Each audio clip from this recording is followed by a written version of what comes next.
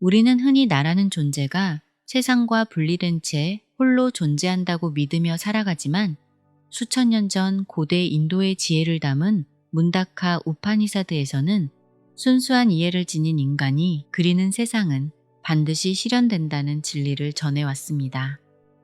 이러한 통찰은 오스트리아의 정신의학자 빅터 프랭클이 자극과 반응 사이에는 공간이 있으며 그 공간에 우리의 자유와 행복이 있다라고 말한 가르침과도 깊게 맞닿아 있죠.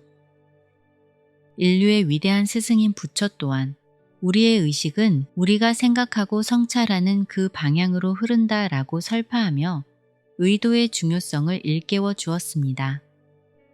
오늘날 첨단 뇌과학은 우리가 타인을 향한 자비의 마음을 품을 때 뇌의 미주신경이 활성화되며 놀라운 치유와 현실화가 일어난다는 사실을 명확히 입증하고 있죠. 우리의 인생은 단순히 외부에서 벌어지는 우연한 사건들의 연속이 아니며 뇌의 전두엽을 통해 주의의 방향을 어디로 설정하느냐에 따라 우주는 그에 반응하며 새로운 길을 열어주는 법입니다. 세상에는 성공을 보장한다는 수많은 법칙이 존재하지만 한때 열광했던 끌어당김의 법칙이나 시크릿 같은 단어들은 이제 우리에게 익숙함을 넘어 다소 진부하게 느껴지는 것이 사실이죠. 그럼에도 불구하고 우리가 이 지점에서 다시 질문을 던져야 하는 이유는 이러한 현상들이 단순한 심리적 위안을 넘어 뇌과학이라는 견고한 토대 위에 세워진 메커니즘일 가능성 때문입니다. 우리의 뇌가 정보를 처리하는 방식과 가치의 순위를 매기는 과정을 이해한다면 우리는 완전히 새로운 인생의 설계도를 그릴 수 있게 됩니다. 현실화는 단지 개인의 욕망을 채우는 이기적인 행위가 아니라 우리 삶의 질서를 바로잡고 세상과 따뜻하게 연결되는 거룩한 과정입니다. 그래서 오늘은 닥터 도티의 저서인 마인드 매직에 담긴 핵심 내용을 함께 따라가 보며 그의 깊은 통찰에 저의 견해를 더해 보이지 않는 마음이 어떻게 눈에 보이는 현실을 창조하는지 그 구체적인 원리에 대해 깊이 있게 알아보겠습니다. 불가능을 현실로 바꾸며 우리 인생의 새로운 지평을 함께 열어가게 될 그 신비롭고 과학적인 여정을 지금부터 본격적으로 시작해 보겠습니다. 절망의 끝에서 한 소년이 만난 기적, 그리고 그 기적을 과학으로 증명해낸 한 의사의 인생을 건 고백이 여기 있습니다. 우리 마음 속에는 세상을 바꿀 수 있는 거대한 에너지가 잠들어 있죠. 그 에너지를 깨우는 법을 알게 된다면 우리의 삶은 이전과 전혀 다른 방향으로 흐르기 시작할 겁니다. 이야기는 캘리포니아의 작고 가난한 동네에서 시작됩니다. 12살의 어린 도티는 가난과 싸우며 자랐고 그의 미래에는 아무런 빛이 보이지 않았죠. 그러던 어느 날 그는 우연히 들어간 마술 가게에서 루스라는 이름의 할머니를 만납니다. 그녀는 소년에게 6주 동안 아주 특별한 마법을 가르쳐 주겠다고 제안합니다. 그것은 손기술로 관객을 속이는 눈속임이 아니라 자신의 마음을 다스려 인생 전체를 바꾸는 진짜 마법이었습니다. 루스는 소년에게 몸의 긴장을 풀고 머릿속의 목소리를 잠재우며 의도를 명확히 하는 법을 알려주었습니다. 이 소년은 훗날 세계적인 뇌신경외과 의사가 되어 자신이 어릴 적 배운 마법이 사실은 우리 뇌의 놀라운 메커니즘이었다는 사실을 밝혀냅니다. 과학이 밝혀낸 뇌의 경이로운 원리는 결국 우리 존재의 본질이 무엇을 지향해야 하는지를 명확히 가리키고 있습니다. 외부 세계를 변화시키려 애쓰기보다는 내면의 질서를 먼저 바로잡는 것이 현실화라는 마법의 핵심인 것이죠. 우리가 주의를 기울이는 곳에 에너지가 흐르고 그 에너지는 다시금 우리의 운명을 결정짓는 강력한 파동이 됩니다. 이러한 원리를 깊이 깨닫는다면 우리는 더 이상 우연에 기댄 삶이 아닌 스스로 의도에 의해 창조하는 삶을 개척할 수 있을 것입니다. 마음의 힘이 곧 행복과 성공의 원천이라는 믿음이 우리에게는 필요합니다. 현실화는 가능성에 대한 강력한 믿음을 창조하는 작업인 것입니다. 많은 이들은 우연처럼 보이는 사건들 속에서 의미를 발견하려고 애를 씁니다. 혹은 자신과 사랑하는 사람이 아무런 이유 없이 무력한 상태에서 그저 고통을 겪어야만 하는지 궁금해하기도 합니다. 이러한 삶의 고통은 가능성을 바라보는 우리의 시야를 제한하고 점점 더 협소하게 만듭니다. 현실화의 핵심은 행복, 세상과의 관계, 그리고 의미 있는 삶의 실천에 있습니다. 우리는 현실화를 통해 기질적 낙관주의를 개발할 수 있습니다. 기질적 낙관주의란 삶의 중요한 분야에서 긍정적인 결과를 예상하는 보편적인 성향을 뜻합니다. 연구 결과에 따르면 기질적 낙관주의가 심혈관계 건강을 개선하고 상처의 치유 속도를 높이며 질환의 발병 속도를 늦추는 등 다양한 건강 이득과 관련이 있다고 합니다. 어떤 이들은 성공적인 현실화를 판단하는 유일한 기준이 물질적 성과라고만 믿지만 그러한 믿음은 잘못된 것입니다. 우리가 자신의 의도를 계속 반복해서 시각화함으로써 얻을 수 있는 진정한 선물은 따로 있습니다.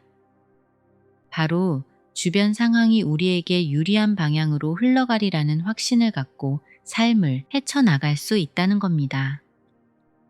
이러한 태도는 외부 상황이 어떤 과제를 던져주든 간에 민첩하고 유연하게 대처할 수 있도록 우리를 해방시켜 줍니다. 긍정적인 생각은 긍정적인 경험을 가져다 주고 부정적인 생각은 부정적인 경험을 가져다 준다는 겁니다. 이러한 사상은 서구 문화 속에서 널리 알려진 주요 책들의 근간이 되었습니다. 그러나 끌어당김의 법칙은 안타깝게도 현실화에 대한 너무 많은 오해를 불러일으켰습니다. 무엇보다 부자가 되어 저택에 살고 고급 자동차를 소유하여 욕망을 실현하기 위한 이기적인 번영의 복음과 현실화가 밀접한 관련이 있다는 인상을 남겼죠. 또한 우리가 살아가는 고통스럽고 부조리한 환경이 전적으로 우리 생각의 결과물이라는 잘못된 믿음을 널리 퍼뜨렸습니다. 현대 과학에서 자기공명 영상 기능이 비약적으로 발전하면서 두뇌가 세포와 유전자의 차원에서 그리고 심지어 분자의 차원에서 변화하는 과정을 관찰할 수 있는 혁명이 일어났습니다. 이제 우리는 인지신경과학과 대규모 두뇌신경망 기능을 기반으로 현실화에 대해 논의할 수 있게 되었습니다. 이를 통해 현실화가 빨리 부자가 되는 전략이나 허무맹랑한 성취 기술이 아니라 신경가소성이라고 하는 스스로 변화하고 치유하고 새롭게 만들어내는 두뇌의 놀라운 기능 중 하나라는 사실을 입증할 수 있게 되었습니다.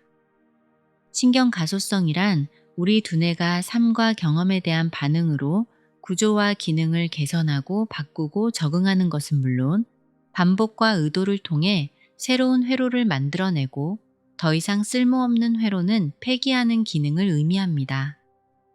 스페인의 위대한 뇌과학자 산티아고 라모니 카알은 모든 인간은 마음만 먹으면 자기 뇌의 조각가가 될 수 있다라고 말했습니다. 우리는 주의의 방향을 수정함으로써 말 그대로 두뇌를 바꿀 수 있습니다.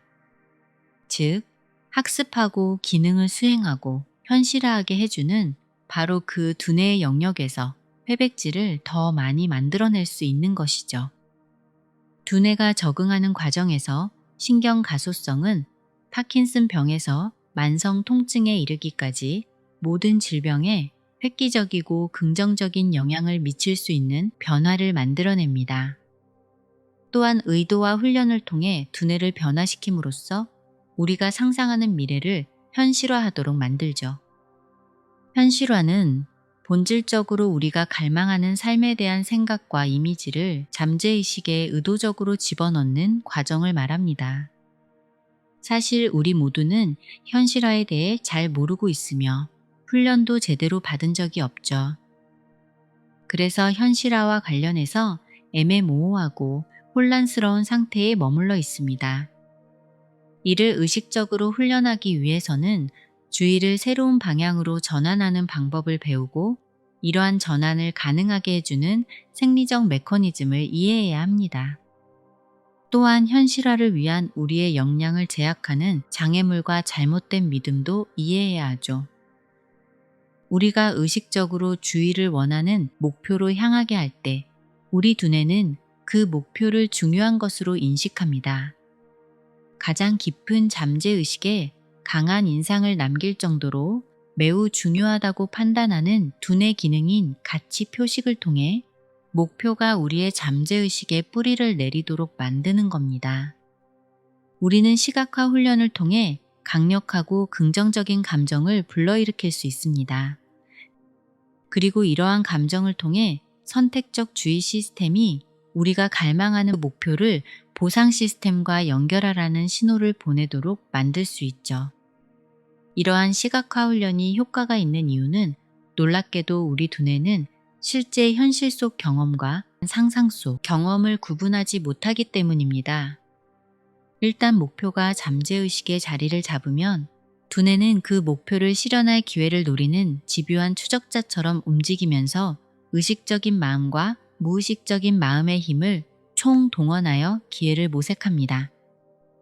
그리고 마침내 기회가 찾아왔을 때 두뇌는 포착하고 반응하면서 목표를 실현하기 위한 행동에 착수하죠. 목표를 현실화하기 위해 최선을 다했다면 이제 그것이 우리가 할 수 있는 전부이며 결과에 집착할 필요가 없다는 사실을 받아들여야 합니다. 현실화는 그 자체로 시간표를 갖고 있으며 이는 우리 자신의 시간표와 일치할 수도 혹은 일치하지 않을 수도 있기 때문이죠. 일반적으로 오늘날 우리 문화는 현실화를 엄청난 부와 재산을 거머쥘 수 있도록 해주는 기술처럼 바라보지만 현실화는 번영과 진정성, 세상과의 연결을 강화함으로써 일상생활 속에서 행복을 실천하는 방법입니다. 흔히 말하는 번영복음은 욕망이 핵심 원동력이라고 설명하지만 진정한 현실화의 원동력은 주의의 방향을 정하는 우리의 역량에 있다고 믿습니다. 도티의 이야기는 우리에게 소중한 진실 하나를 일깨워주죠. 마법은 우리 스스로 내면을 돌보고 뇌를 재설계하는 과정이라는 사실입니다. 이제 본격적으로 닥터 도티가 말하는 인생을 바꾸는 마음의 마법에 대해 깊이 들어가 보죠. 이 마법의 첫 번째 단계는 바로 몸의 긴장을 완전히 푸는 것입니다. 스트레스를 받으면 뇌는 위협을 느끼고 생존 모드로 들어갑니다. 이 상태에서는 창조적인 생각이나 현실화의 에너지가 나오기 어렵죠. 닥터 도티는 부교감 신경을 활성화하여 몸을 이완시키는 것이 모든 마법의 기초라고 말합니다. 두 번째 단계는 마음을 길들이는 과정입니다. 우리 머릿속에서는 끊임없이 자신을 비난하거나 불안하게 만드는 목소리가 들려오죠. 루스 할머니는 소년 도티에게 목소리가 그저 지나가는 구름일 뿐이라는 사실을 알려주었습니다. 그 목소리에 반응하지 않고 가만히 지켜보는 훈련을 통해 마음의 주인이 될 수 있습니다. 세 번째 단계는 가장 핵심적인 부분인 가슴을 여는 것이었습니다. 닥터 도티는 뇌와 심장이 강력하게 연결되어 있다는 사실을 강조하죠. 단순히 머리로만 원하는 것을 상상하는 것이 아니라 가슴에서 우러나오는 자비와 사랑의 감정을 결합해야 합니다. 우리가 따뜻한 가슴으로 그리는 상상은 우리 뇌에 강력한 가치 표식을 남깁니다. 이 시스템은 우리가 갈망하는 목표를 보상 시스템과 연결하라는 신호를 보냅니다. 그리고 마침내 기회가 찾아왔을 때 두뇌는 즉각적으로 포착하고 반응하면서 목표를 실현하기 위한 행동에 착수하게 됩니다.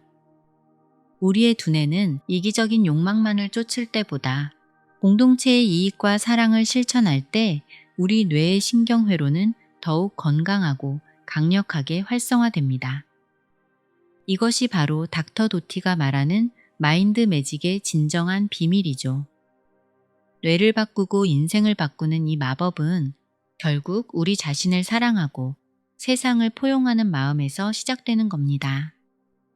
천명의 죽음과 삶을 지켜본 닥터 도티는 현대인이 겪는 극심한 스트레스와 고립감의 원인을 뇌과학과 고대 철학의 접점에서 찾아냈습니다.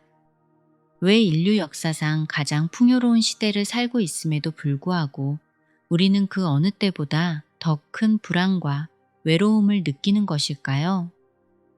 25%의 사람들은 자신이 고통받을 때 의지할 사람이 단 한 명도 없다고 말합니다. 진정한 삶이란 단순히 일터에 나가고 기계적으로 일상을 반복하는 것이 아닙니다. 그것은 의미와 목적, 연결, 그리고 궁극적인 만족과 행복이 있는 삶이죠. 하지만 우리의 뇌는 생존을 위해 위험을 감지하도록 설계되어 있습니다. 과거 초원에서 사자를 만났을 때 작동하던 투쟁, 도주 반응이 오늘날에는 상사의 꾸지람이나 쌓여있는 이메일에도 똑같이 반응하며 우리 몸을 망가뜨리고 있죠. 심박수가 치솟고 면역 체계가 억제되며 스트레스 호르몬이 쏟아져 나오는 상태가 만성적으로 지속되는 것입니다. 어느 날 닥터 도티는 아주 어린 아이의 뇌종양 수술을 집도하고 있었습니다. 수술은 순조로운 듯 보였지만 순간의 실수로 아이의 머리 안에서 거대한 출혈이 발생했죠. 수술실은 순식간에 아수라장이 되었고 아이의 심장 박동은 급격히 떨어지기 시작했습니다. 모든 의료진이 공포에 질려 얼어붙었을 때 도티는 어린 시절 루스 할머니에게 배웠던 마법을 떠올렸습니다. 그는 심호흡을 하며 자신의 몸을 이완시켰습니다. 날뛰던 심장 박동을 진정시키고 머릿속에 가득 찼던 공포라는 목소리를 밀어냈죠. 그가 평온을 되찾자 놀랍게도 보이지 않던 출혈의 근원이 보이기 시작했습니다. 그는 침착하게 혈관을 잡아냈고 아이는 기적적으로 살아났습니다. 그것은 단순히 의학적 기술이 뛰어났기 때문이 아닙니다. 공포가 지배하는 뇌를 침착하고 자비로운 뇌로 해킹했기에 가능한 일이었죠. 그것은 바로 우리가 배워야 할 마음의 마법입니다. 닥터 도티가 우리에게 준 가장 큰 선물은 기적은 외부에서 오는 것이 아니라 우리 내면에서 시작된다는 확신입니다. 루스 할머니가 가난한 소년 도티에게 가르쳐 주었던 그 마법은 지금 이 순간 우리에게도 유효하죠. 어려운 기술이 필요한 것이 아닙니다. 잠시 멈춰서서 숨을 고르고 자신의 내면을 자비로운 시선으로 바라보는 것부터 시작하면 됩니다. 우리가 우리 자신을 사랑하고 타인을 포용할 때 세상은 그에 반응하여 기적 같은 기회들을 우리 앞에 펼쳐 보일 것입니다. 닥터 도티가 그랬던 것처럼 우리의 고통은 우리를 성장시키는 자양분이 될 것입니다. 과학은 이제 마음의 영역을 증명하고 있습니다. 신경 가소성과 미주신경의 비밀을 알게 된 이상 더는 환경의 탓만 하며 앉아있을 수는 없죠. 지적인 깨달음은 행동으로 옮겨질 때 비로소 현실이 되는 것이죠. 결국 핵심은 주의의 방향입니다. 우리가 어디에 시선을 두느냐에 따라 우리의 뇌는 그에 맞춰 재구성됩니다. 닥터 도티가 강조한 것처럼 현실화는 이기적인 욕망을 채우는 도구가 아니라 우리 삶의 질서를 바로잡는 정교한 훈련입니다. 우리가 오늘 품은 그 의도가 우리의 뇌를 조각하고 결국 우리의 현실을 조각하게 될 것입니다. 나의 내면에서 일어나는 작은 변화 하나가 거대한 물결을 일으켜 세상의 풍경을 바꿉니다. 제임스 도티 박사가 그 어린 시절 마술 가게에서 발견한 것은 성공으로 가는 지름길이 아니라 고통을 사랑으로 승화시켜 현실을 빚어내는 지혜였습니다. 기적을 일으킬 모든 설계도는 이미 우리의 뇌 속에 완벽하게 갖추어져 있습니다. 그저 우리가 그 내면의 힘을 믿고 빛이 나는 방향으로 걸어가 주기만을 뇌는 기다리고 있죠. 광활한 우주의 바다 위에서 우리의 삶은 그 자체로 눈부신 마법이며 우리 한 사람 한 사람은 자기 삶을 창조해 나가는 위대한 주인공입니다.